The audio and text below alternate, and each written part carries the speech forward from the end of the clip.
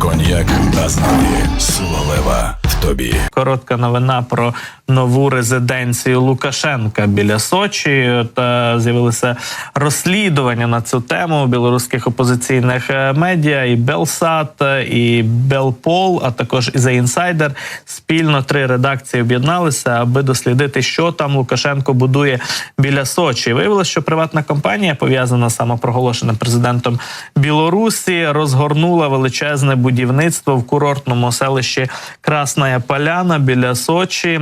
І це буде розкішна резиденція для Лукашенка. Стіни з монолітного залізобетону, позолочені ручки на дверях, басейни, кухні, ресторани, особистий кабінет і озброєна до зубів охорона. Саме так журналісти описують той проект, будівництво, який зараз розгортається поблизу Сочі на російській території, от біля Чорного моря, вирішив там собі Лукашенко звити гніздечко. В розпорядження журналістів Белпол потрапили проектні документи групи компаній «Краснодар Граждан Проект», яка й будує цю резиденцію. У плані будівництва 12 об'єктів загальною площею 7374 квадратні метри, на ділянці площею понад 97 тисяч квадратних метрів.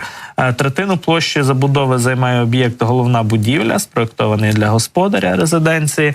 В головній будівлі розташовано гардеробну, банкетний зал, кухню для холодних страв, окрему кухню для гарячих страв, їдальню, вітальню, ванну, кінотеатр, охорону, робочий кабінет і так далі. Є підземний поверх з басейном, є різні там лазні, руська баня, турецька, масажні, фітнес-зали. Ну, коротше кажучи, весь набір, все це довго можна перераховувати. Є окрема кімната для лиж, наприклад.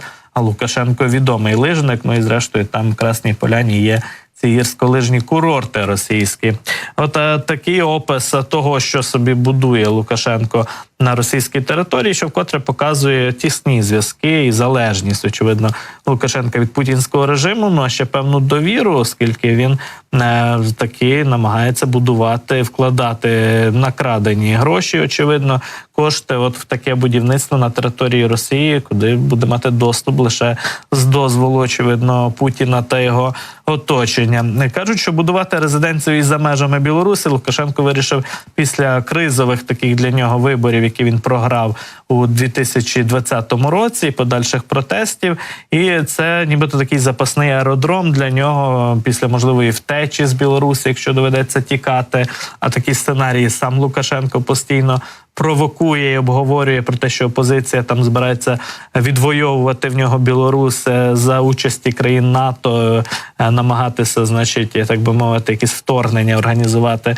Ну і в такому випадку Лукашенко, бачимо, всерйоз розглядає варіант можливої втечі на територію Росії і через фірму-прокладку тихо почав будувати ось таку для себе резиденцію. Дуже схожий життєвий сценарій, як у Януковича, тільки той не готувався, а вже потім купував собі якісь особняки і нерухомість у Підмосков'ї. Спочатку в Ростові, перебував потім в Підмосков'ї.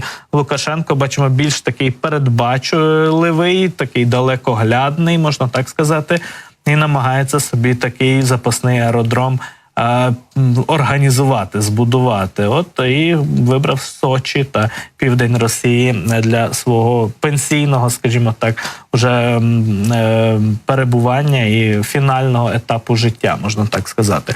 Друзі, на цьому дякую вам за увагу до нашого ранкового ефіру. Нагадую про збір, який у нас все ще відкритий на 2 Мавіки 3Т для 2-го механізованого батальйону окремої президентської бригади. Це якраз дрони із нічним баченням. І на нашому сайті fan24tv.ua ви можете деталі цього збору побачити, ознайомитися з ним.